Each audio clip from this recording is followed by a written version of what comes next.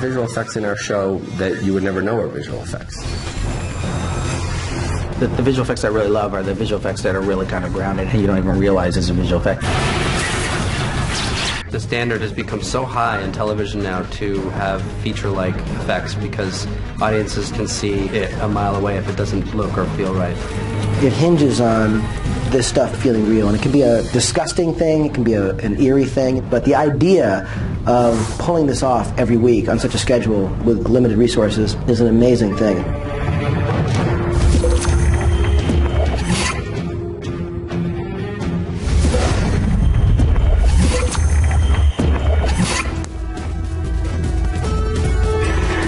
The green screen was really exciting to me when I read it, and that the whole dream sequence and what was possible. And the way I saw it was just this floating, moving camera through all these different arenas in her mind. And so I realized when I sat down with the storyboard artist that the only way I could do the moves that I was seeing in my head was to put them on a platform while they were moving on the platform, rotating the platform while the camera was rotating around them.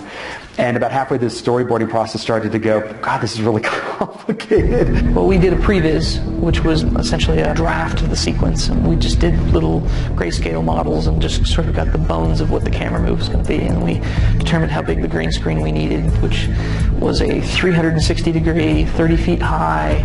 The entire floor was painted. We had a 25 by 30 green screen on the ceiling, and this encompassed everything that where we needed to see. And then we had a movie bird crane come in, and we rigged that in a computer to move within the parameters of what that real crane could do.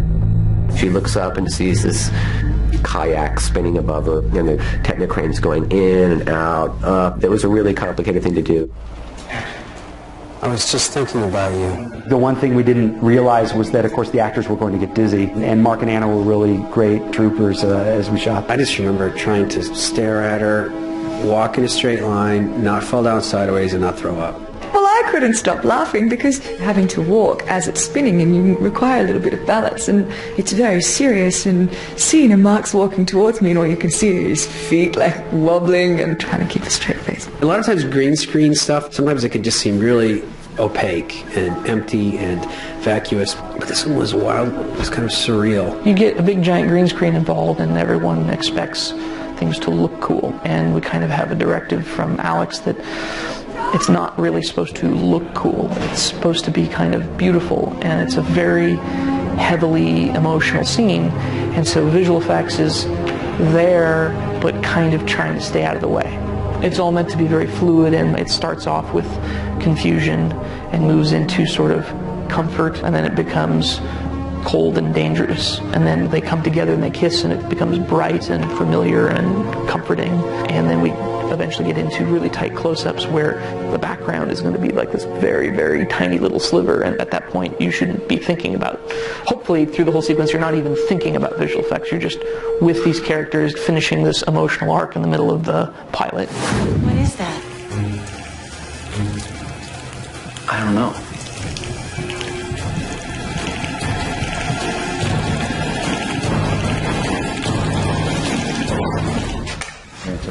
What I thought was a really impressive visual effect was the heartworm in episode 7, because it was just terrifying and bizarre to look at. We started, it was going to be more, honestly, more like an alien. And then we kind of shifted away from that. We don't want to feel extraterrestrial at all. And then it turned more into like an amoeba of some kind. And so we wanted to really shy away from all of those things that kind of had something where you see it and you go, oh, I know what that is. And then we thought about it. We wanted to come up with something that was per the writer's idea, which is this idea that it constricts around its victim. And so everything about the design has that in mind. And we began doing some CG modeling, but had some questions about how certain pieces fit together. So I was asked to build a maquette, which we sculpted and baked in an oven, so we have a nice little hard thing we can hand around and look at and discuss at in meetings. And then that was handed off to our computer graphics artists who are modeling that in 3D, rigging it and animating it to fit onto the heart as the heart's beating. So what I'm doing is attaching a parasite to the heart and kind of moving his little feet into position and making the heart do its pumping actions. We actually have an actual sample of a human heartbeat that's the creature's being wrapped around. It isn't something we've created in CG, but it is something sampled from reality. And then it's been a matter of getting the textures approved, getting the model approved, and then going through the process of final lighting, final comping, animation with all the detail. We have our background. We bring in a little bit of flare from the foreground so that the foreground and background integrate together.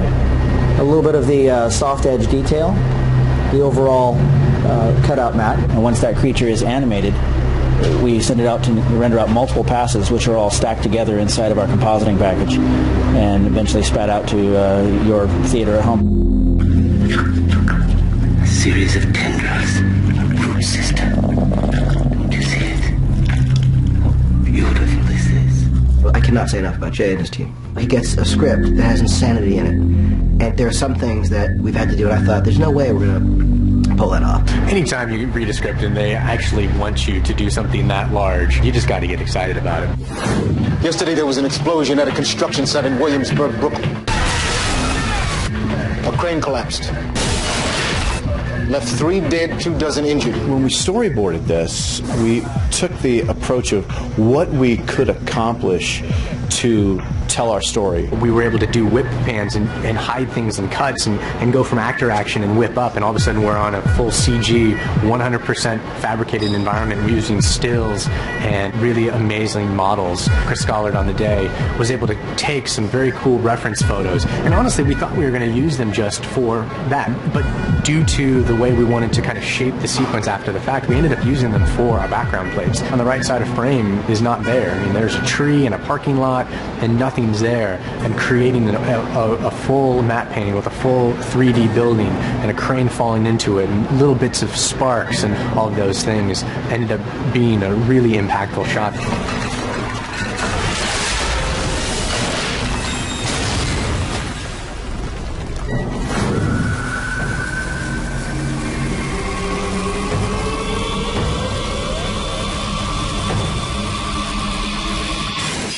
Since we knew we were going to replace the screen entirely, we knew all we really had to do was shoot it live on the day, and whatever we saw there, we knew we were going to replace. And it was a 60-second piece of these. There's some images buried within the show house of person's face, windowsills, arches, churches, very psychedelic and mesmerizing images. Now, when it comes a little bit later and there starts being interaction with this appendage in someone's head, we needed to have something practical there on the day.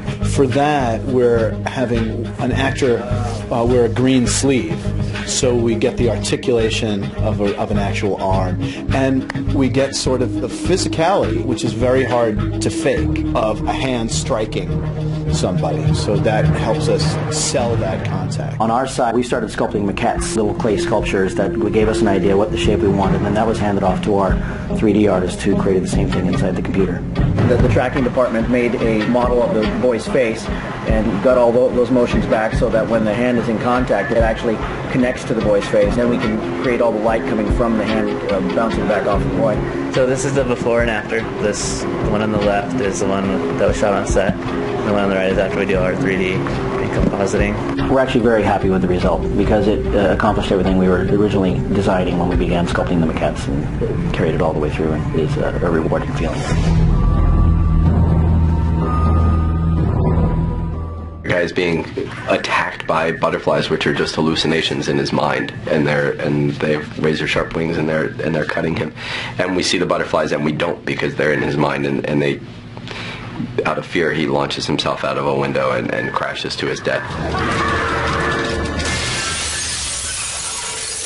I tend to like more subtle things, like in the butterfly thing, not so much the butterflies, but the actual man jumping out the window and falling down, a real thing, something that's not imagined or whimsical, but an actual man falling to his death. It feels far more elegant and makes more of a statement that is this beautiful music underlying it as he flies out the window with the butterflies flying against him, which actually helped the visual effects out a lot. We actually took real butterfly specimens, of course, that they had been mounted, and are modeling from those.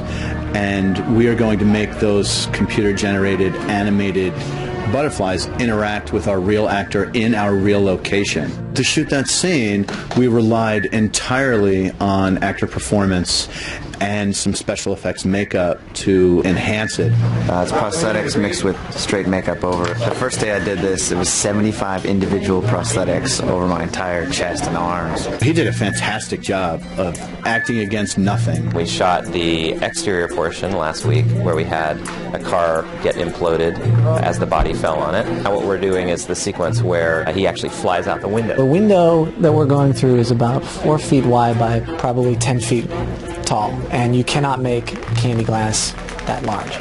So we are going to use a real window, tempered, and we're going to set charges on it so that when I hit it, hopefully if the timing's perfect, it's already broken and I go through it. I think this height of this stage is adequate to get what we need. We always want more. If we could have had another 15 feet, it means coming out the window he drops 25 feet instead of 10. To make it seem like a much longer fall, we're going to be cutting together shots that we shoot against green screen against a CG replica of the building that he's falling out of. We're looking at plates Chris Stollard and I shot from a condor of the 7 World Trade Center building. We also shot reflection plates of the building and reference. 3, 2, 1,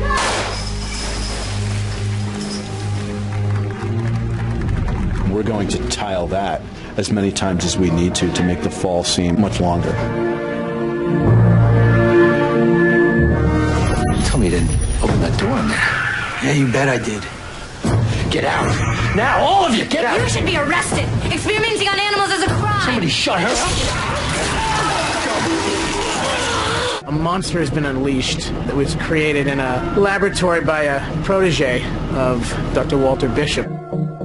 I didn't want it to look like a hodgepodge. I didn't want it to look like you just stuck a bunch of animal parts onto this creature. I wanted it to really feel like it could be a real animal, like it was just a mutated version of something rather than a mutant version of something. Initially, it looked more like the body of a lion or something. It seemed tougher and thicker and larger, and its face was more canine-like, but it had a squid beak and all sorts of weird stuff. It's sort of a amalgam of bat, lion, dragon type thing, so it's sort of a genetically mutated kind of creature, so it looks cool.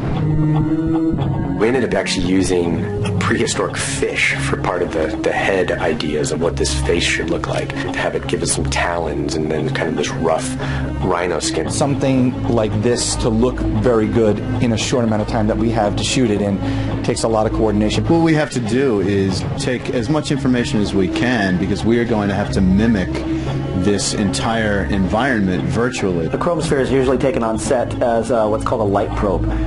Because the sphere reflects 90% of what's all around it, you can take a photograph of that and get an idea of what all the lighting is in the room. I will light the set, and that sets the tone for the scene, and then they will create lighting on the monster that reflects my lighting here on the set. So we're going to have to make sure that the creature has the architecture to move around and what to hang on to and actually, acclimate himself to the space. It's seamless, and it feels incredibly real and scary and jolting.